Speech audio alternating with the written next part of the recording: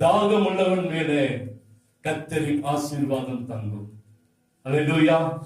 கர்த்தரின் ஆசீர்வாதம் எங்கே தங்கும் அப்படின்னா தாகம் உள்ளவன் மேலே தங்கும். யார் மேல தங்கும்? தாகம் உள்ளவன் மேலே கர்த்தரின் ஆசீர்வாதம் தங்குகிற இடம் தாகம் உள்ளவனுடைய வீடு. அல்லேலூயா. இன்னைக்கு நம்ம பார்க்க போற அந்த தண்ணீர் எங்கெங்கெல்லாம் தேவையா இருந்ததோ அங்கெல்லாம் எப்படி கர்த்தர் தண்ணீரை கொண்டு வந்தார். வேதாகமத்துல நிறைய சம்பவங்களை பார்க்கலாம். நிறைய தண்ணீர் கொண்டு வந்தத, தண்ணீர் கொடுத்தத நமக்கும் தெரியும். நிறைய இடங்கள்ல தண்ணீருக்காக காத்திருந்த இடங்கள்ல தண்ணீரை கர்த்தர் கொடுத்ததை பார்க்கிறோம். ஒரு இடத்துல கூட கர்த்தர் வெட்கப்பட்டு போக செய்ததே இல்லை. அல்லேலூயா. இன்னைக்கும் அதுதான், தாகம் உள்ளவனுக்கு கர்த்தரின் ஆசீர்வாதம் வரும். அதனுடைய தலைப்பு அதுக்குள்ள நம்ம பார்க்க போறோம். தண்ணீர் எதிர்பார்த்த இடத்துல கடந்து வந்ததா இல்லையா என்பதான் இன்னைக்கு நம்ம வேதாகமத்திலிருந்து நம்ம பார்க்க போறோம். எடுத்து வாசித்து பாருங்க. ஆதியாகம புஸ்தகம் 24ஆம் அதிகாரம். ஆதியாகம புஸ்தகம் 24ஆம் அதிகாரம் 18ஆம் வசனம்.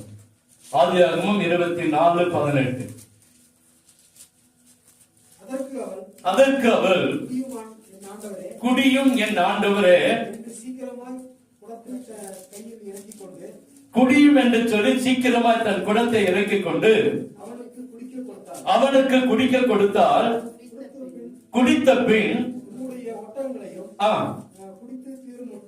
குடித்து தீர் மட்டும் அவைகளுக்கும் ஒன்று வார்ப்பேன் என்று சொல்லி சீக்கிரமாய் தன் குடத்து தண்ணீரை தொட்டியில ஊட்டிவிட்டு இன்னும் ஒன்று வர துறவண்டியில ஓடி அவனுடைய ஒட்டங்களுக்கெல்லாம் ஒன்று வார்த்தாள். அல்லேலூயா.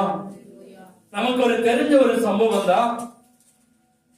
ஆபிரகாம் வயது சென்ற காலத்துல தன்னுடைய 100 வயதிலே அன்று ஒரு அழகான ஒரு ஆண் குழந்தை கர்த்தர் கொடுத்தார். அவன் வளர்ந்தான். அவன் நல்ல வாலிபனாய் இருக்கிறான்.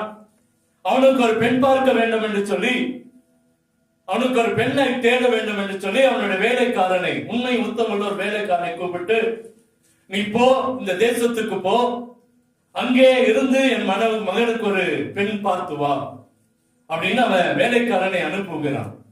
அப்ப அந்த வேலைக்காரன் கேட்கிறான், நமக்கு தெரியும், ஒருவேளை அந்த பெண்ணு வர மனது இல்லாம இருந்தா என்ன செய்யுது அப்படின்னா, பையனை மாத்திரம் அங்க கூட்டிட்டு போகாத, கர்த்தர் காரியங்களை வாய்க்க பண்ணுவான்.